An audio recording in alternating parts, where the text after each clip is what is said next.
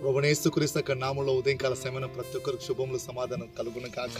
ప్రభు కృపను బట్టి ఈ దినము దేవుడు మనకిస్తున్న వాగ్దానం ఏంటంటే ఏప్రిల్ రాసిన పత్రిక 10వ అధ్యాయం 37-38 వచనం దేవుడు ఇలాగ మనతో మాట్లాడుతూ ఉన్నాడు. కాలం బహు కొంచెం చేయవచ్చు, నా ఎదుట నీతిమంతుడైన వాడు విశ్వాసం మూలంగా జీవించును, కానీ అతడు వెనుక తీసిన ఎడల నా ఆత్మకు అతని యందు సంతోషం ఉండదంట.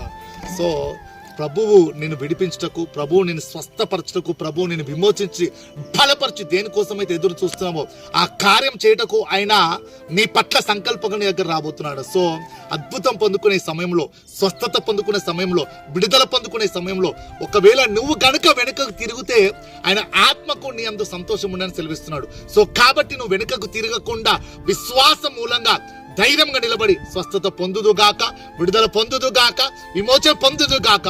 యేసు క్రీస్తు నామములో ప్రార్థించి వేడుకుంటున్నాము తండ్రి. Amen, amen, amen.